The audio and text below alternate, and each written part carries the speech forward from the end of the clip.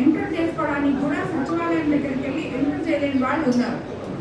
నేను నాయకులకి, సచివాలయ సిబ్బందికి, ప్రతి ఒక్కరికి నేను ఎమ్మెల్యే అయినప్పుడు నేను చెప్తున్నా, నాయకుడు అంటే లోకల్ నాయకులు, మేము నాయకులు అని చెప్పుకోవడం కాదు.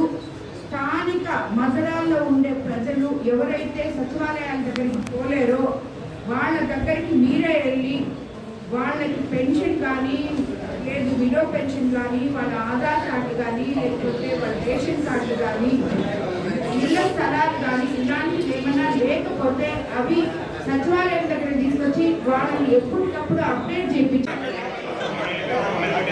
టీడీపీ నాయకులకి, జనసేనకులకి, బీజేపీ నాయకులకి, ముఖ్యంగా విడవరు గ్రామస్తులకి అందరికీ ధన్యవాదాలు తెలుపుతున్నాను. మళ్ళీ నేను ఈ గ్రీవెన్స్ లో కూడా మీకు చెప్పేది ఒకటే, విడవలూరులో మనకున్నంత మంది నాయకులు ఎవరికి లేరు, మొత్తం వన్ సైడ్ ఉన్నారు నాయకులంతా.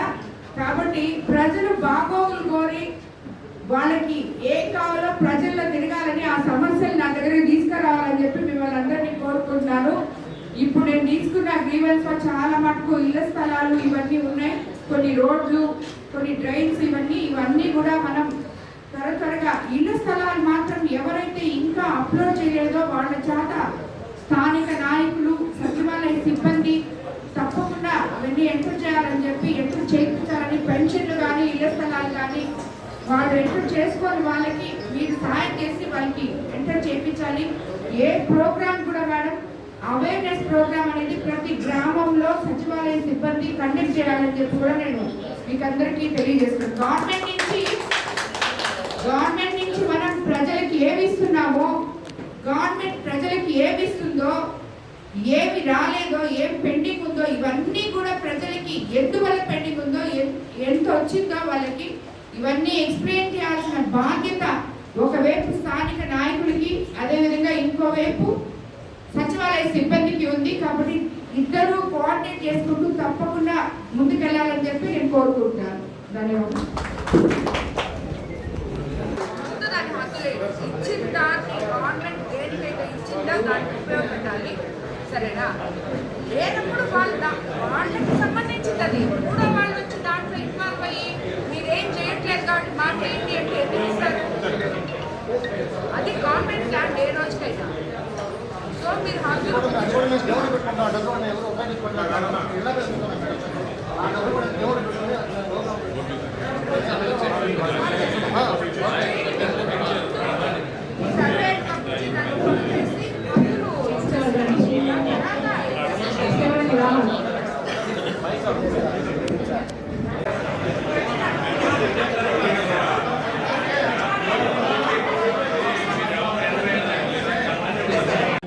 ఆడే మాట్లాడుతున్నాను మేడం.